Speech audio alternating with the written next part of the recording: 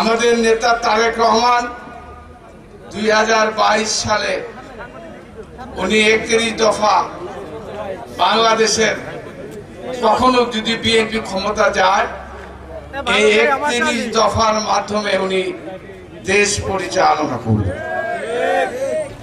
এই 31 দফা মানে বাংলাদেশের মানুষের মুক্তির সনদ।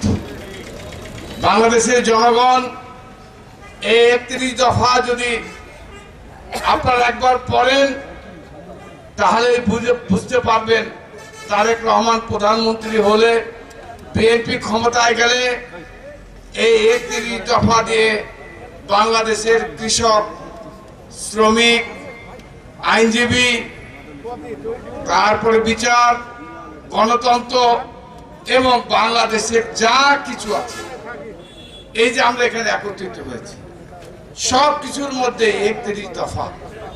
এই 31 দফা হচ্ছে বাংলাদেশের মানুষের মুক্তির সনদ।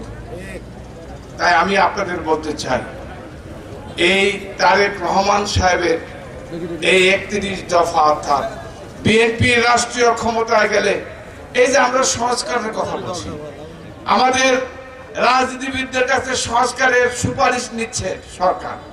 আরে তারেক রহমানের 31 দফা নিয়ে নিলেই তো সংস্কার হয়ে যায়।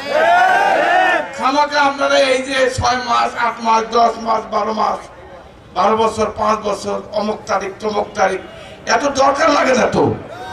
নির্বাচন আমাদের দল যখন চেয়েছে আপনারা দেন, যে দল ক্ষমতা যাবে সে দল সংস্কার করবে।